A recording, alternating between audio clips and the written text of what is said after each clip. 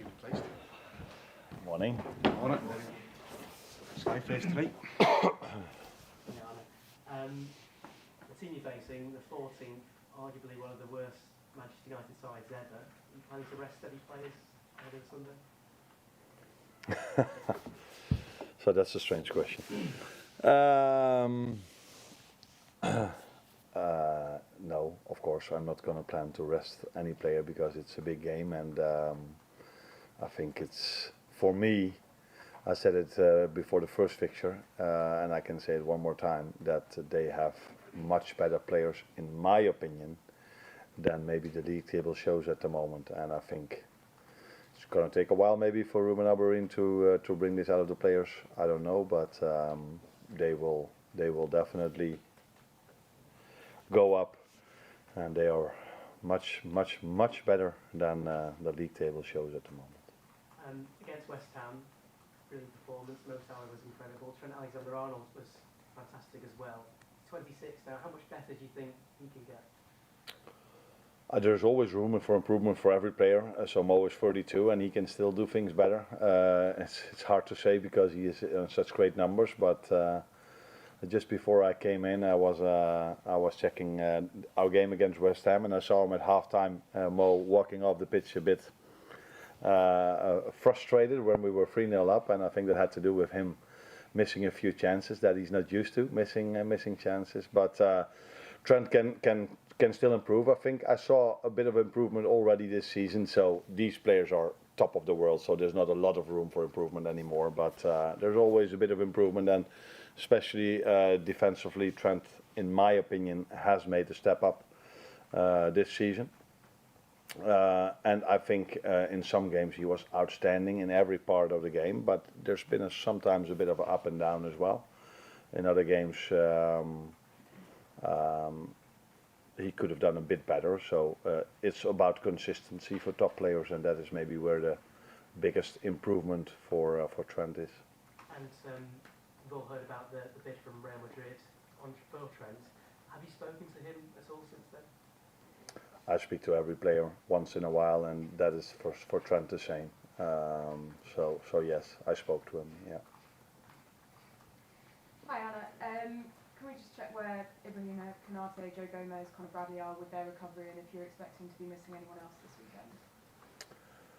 Yeah, Joe is of course not in a good place when it comes to his injury. He's out for a few weeks, that's for sure. And Conor and Ibou will train with us today for the first time. So yeah, curious and interested to see where they exactly are. Of course, they've worked hard to come back to the team, but it's always the next step is always how do you handle team sessions.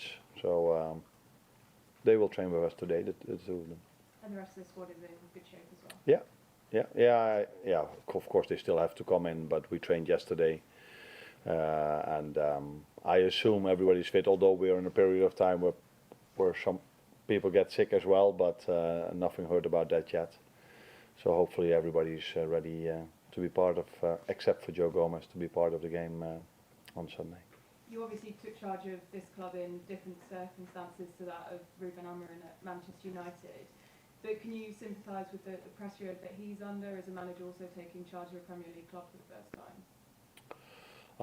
I think every manager sympathises with every other manager, because we all know how much pressure this job brings. That's not different for him than for me or for any other manager that works in the Premier League or somewhere else around the world. This is a job where there's a lot of pressure. This is also something we like. Otherwise, we definitely must not do this. And like I said, he's done so well at Sporting Portugal that and again, I think he has a good squad of players as well. So he will eventually bring the best out of them. Mo Salah scored and provided 2 assists last time you two met. Top scorer in the Premier League as well. Is there a better player in the world right now than Mo Salah? That question I got after the West Ham game, and I think it's difficult to compare players. So I think if I only look at my own team, not to other teams, but Virgil also has an outstanding season. But yeah, he doesn't have the numbers like Mo because he's a defender. So it's difficult to judge players in different positions, but the numbers Mo has at the moment speaks for itself. And mostly when we talk about the best players in the world, we talk about attackers.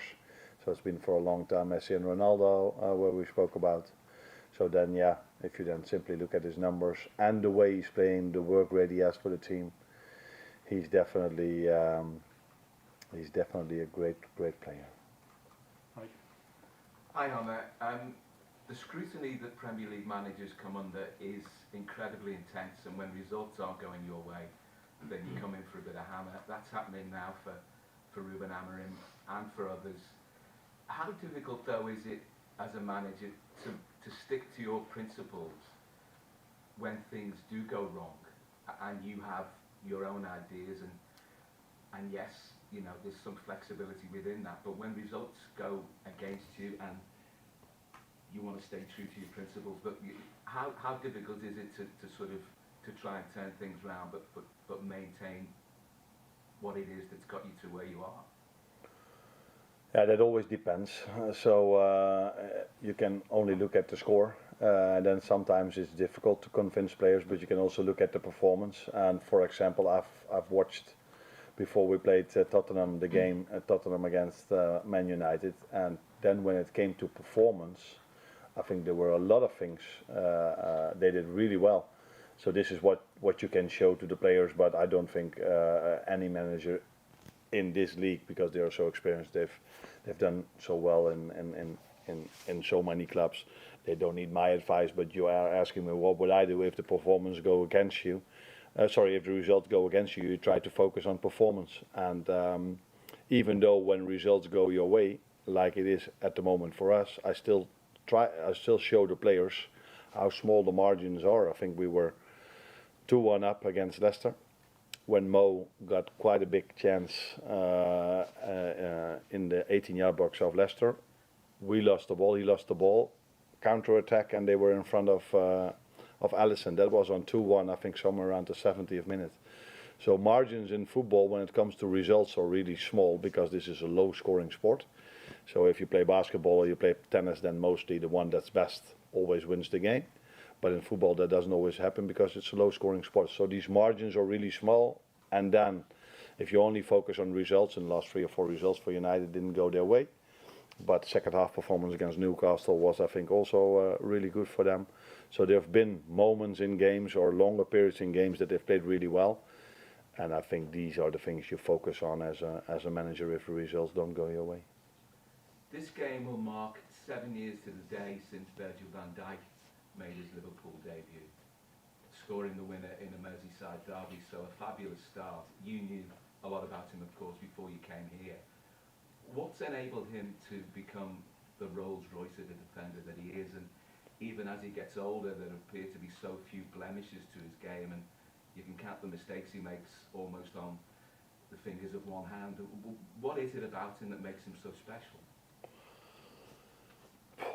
Then I have to make a long list, because the best players in the world have so many great attributes. So I think Virgil has a lot of game intelligence, so he reads the game really well.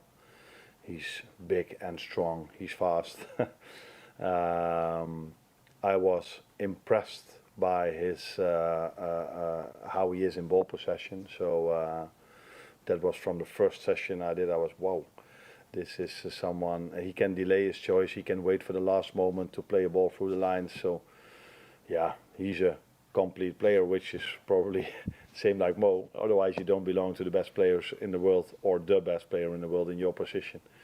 So, one of the reasons is that they hardly have anything that is not good enough. Of course, even for Virgil, there are some things of his game we would like to see he could improve on a bit. Probably going to ask me what, but I'm telling Virgil this. But he's doing outstanding for us. And one of the things I didn't said now, but I said in many other press conferences, he's also the one that leads the team from start to finish. And with start to finish, I mean, if we go out on the training ground, the moment I blow my whistle and the exercise starts, I will hear for sure one player, and that's Virgil. So he brings a lot of positive energy to the club as well, and a lot of positive energy in the group. So he's done really well. but that is also the standard at this club. If you don't perform like this, then you're not good enough anymore to play for this club. So they have to keep staying at this level to play for this club, and that's what they've done. Mo and Virgil for 8 years now, maybe. Mo a bit longer. Mo was he longer already? 2017. Okay. Certainly. Thank you. Rob? Arne, your squad has over 30 league winners' medals in it. How much stock do you put in that experience? How valuable do you see that being in the second half of the season? 30 league medal winners. That means that the whole team won the league 30 times. Is that what you mean? Different leagues. Yeah, and different. Yeah, maybe sometimes in the same team, but yeah, okay. 9 from the Premier League team in 1920, obviously still in the squad. Okay. How much difference does this make? That was your question. How much stock do you put in that? How valuable is that? Oh, it's always important that you have players that or staff members that know how to win things.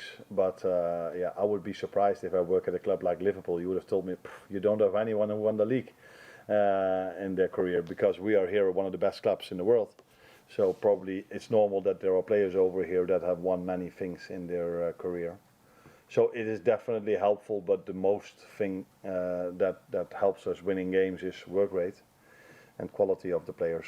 So of course sometimes it can help if you are used to winning big games, but yeah, that's what's quite normal if you play at this club, that you are used to playing big games.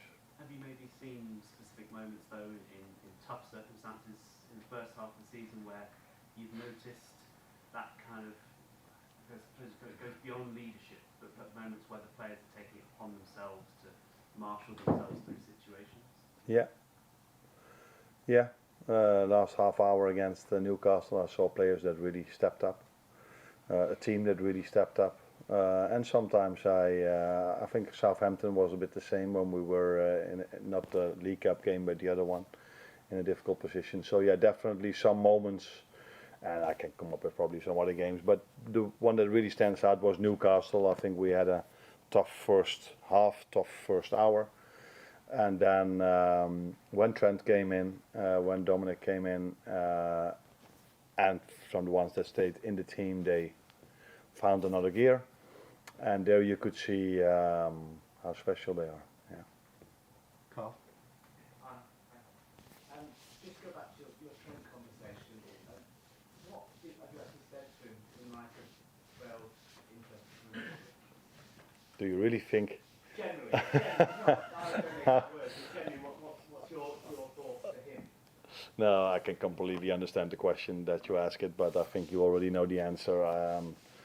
These conversations I have never shared, not about Trent, not about any other. What I talk to them about, I just said the same about Virgil. Of course, there are things that Virgil can improve. I talked to him about this as well. It was a conversation as many others we had, me and Trent, and yeah, let's leave it to that. It could be destabilising. For some players, it might be destabilising for that interest from the big club to come at this stage of the season.